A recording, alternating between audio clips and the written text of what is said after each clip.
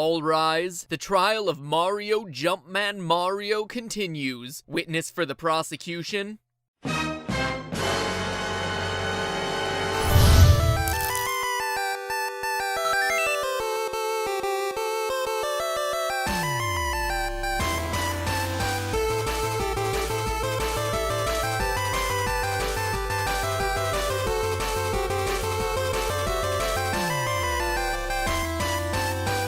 Hello, Internet. Welcome to Game Theory, where we, get this, theorize about games. Shocking, I know. But seriously, if this was The Matrix, by watching this show, you'd be choosing the red pill. And that would make me Lawrence Fishburne, but white. Anyway, racial insensitivity aside, as a lifelong Nintendo fan, no topic has gotten me more fired up than this one. The true nature of Mario. Trust me, it gives me no pleasure to tell you that Mario is an opportunistic animal abuser or cruel, unfeeling brother like I did in part 1 of this duology, but the truth has been hidden from us long enough. Electrocuting baby apes, trampling his brother's victories, these aren't necessary for saving the Mushroom Kingdom. Instead, these are the moments that show his true personality, the one hidden behind his plastered-on smile and joyful Yahoo! And while last episode started the sin counter, we're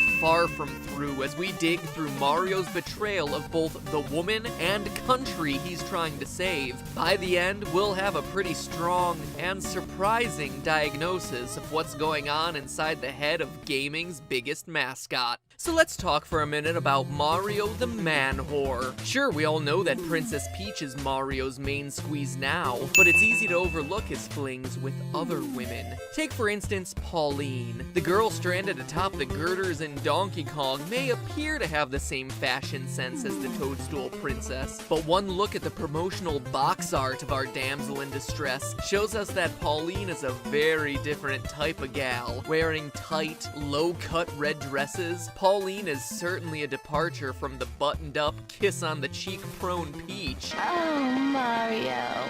And yes, while Pauline and Mario were in love long before Mario's adventures in the Mushroom Kingdom began, the feelings that drive a man to leap over anthropomorphic fireballs to rescue his ladylove die hard. Case in point, the Mario vs. Donkey Kong series, where, after years of absence, Pauline makes her grand return as Mario's quote-unquote special guest. For those of you unfamiliar with this more obscure series, Mario is debuting a new theme park based around his hit toy line, and his VIP guest at the ribbon cutting is Pauline. No signs of Peach anywhere. Now, as a committed man myself, I speak with authority when I say you do not invite another woman as your date to any sort of function ever, especially if she is a former girlfriend. Later, in Miniland Mayhem, she even gets her own toy modeled after her. There's no Peach toy. And speaking of old habits dying hard, when DK kidnaps her and Mario comes to the rescue, she refers to him as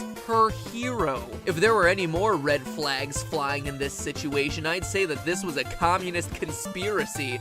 Oh wait, and before you leave waves of comments about this being either before or after a Peach Mario celebrity breakup, timelines agree that the MVDK series takes place around the same time as New Super Mario and Super Mario RPG, a point in time when Mario is very clearly committed to the Princess in Pink. And even if you don't believe in Mario timelines, Nintendo has gone on record saying that this DK is an ancestor to this one. So clearly some time has passed with these two maintaining a very close relationship. Sorry, Peach. Looks like Mario may be having his cake and eating it too. Aha! But let's not forget Mario's other girl, Daisy. But Daisy is Luigi's girl, I hear you thinking. That's right, I can hear your thoughts. Daisy may be Luigi's girl now, but everyone seems to forget her origin story. Princess of Sarasaland, she made her first first appearance in Super Mario Land for the Game Boy. And yes, while the manual and promotional material may bill this as Mario saving just another princess out of the kindness of his heart, there's no denying what you see in the final scene of the game. "Oh, Daisy, Daisy," he cries out when seeing her. Now, I'm sorry, but that's not how a friend greets another friend.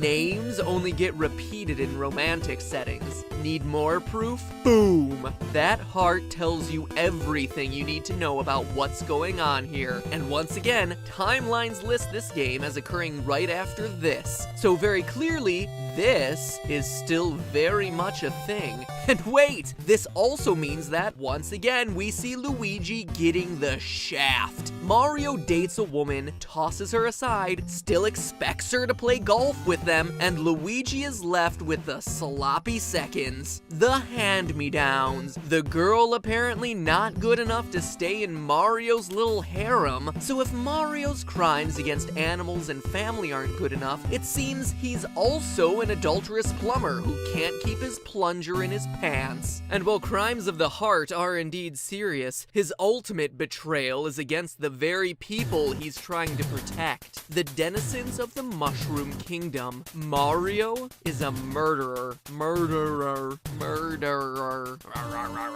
This hero of the Mushroom Kingdom has killed hundreds, thousands of toads in his quest to save them from the evil clutches of Bowser. Look at the story from the original Super Mario Brothers. Quote, it's here somewhere. The kingdom was invaded by the Koopa, black magic, there we go. The quiet, peace-loving mushroom people, aka toads, were turned into mere stones, bricks, and even field horsehair plants, whatever that is, blah-de-blah-de-blah. The only one who can undo the magic is the Princess Toadstool.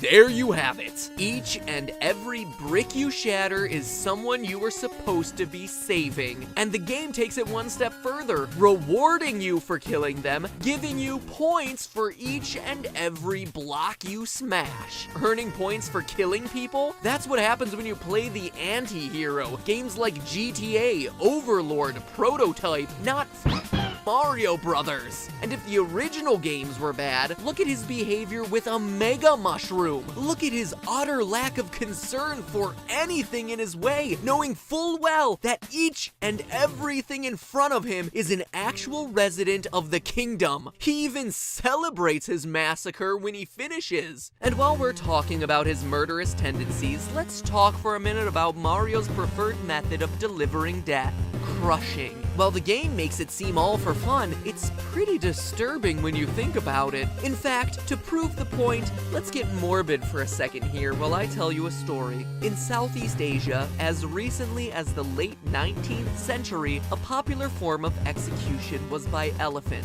One variation involved elephants trained to crush each and every limb of a prisoner's body that wasn't vital, shattering the arms and legs, letting the victim slowly suffer as long as possible before finally releasing its full weight onto the victim's head and chest, crushing the bones, spraying brains and viscera everywhere.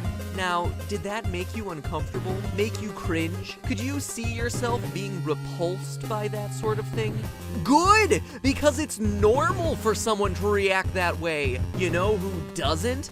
Mario. In fact, he relishes in it, yipping and yee-hawing as he leaps from one flattened corpse to the next. He has no sense of guilt, no sense of remorse. Police officers forced to kill in the line of duty have second thoughts. Soldiers forced to kill on the battlefields often suffer from PTSD. Bad guys or no, Mario should be feeling something, anything other than joy, knowing that he's ending the existence of so many living creatures. You know who else doesn't have any remorse for their crimes? The Joker, Hannibal Lecter, Mr. Hyde, Ted Bundy, Lumberjack Dexter. These are all men with antisocial personality disorder, actual psychopaths, and Mario fits right in. They're all men characterized by their inability to form attachments or have any real empathy for others. Despite being charming and personable on the outside, they hold steady jobs, even have families,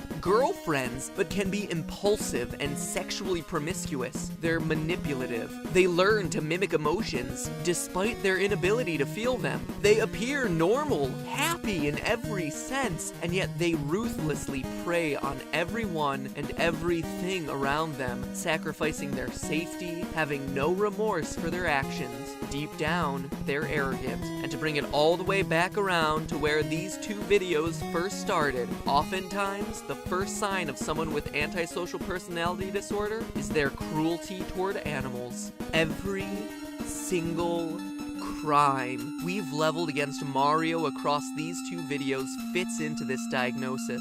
Animal cruelty, unloving brother, sexually deviant, remorseless murderer. I can definitively say Mario has antisocial personality disorder. Behind that plastered on smile, behind that perpetually happy Hitsame is a monster. A man who has proven himself to be a threat to everything and everyone around him.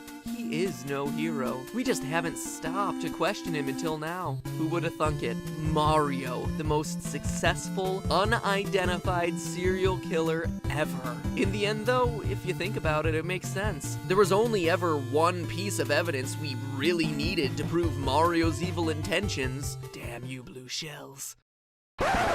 So, I bet you never knew that about Mario, but click here to hear some more things you probably didn't know about the guy and his games. I know I've been a little harsh on him over the last two videos, but hey, it's just a theory. A game theory. So I partnered with DYK Gaming to cut the guy some slack and really give him the credit he deserves. So hop on through the warp pipe to check out some more Mario MatPat action over there. At the very least, I need you to go defend my voice in the comments. Last time, let's just say, people were a little divided on what they heard.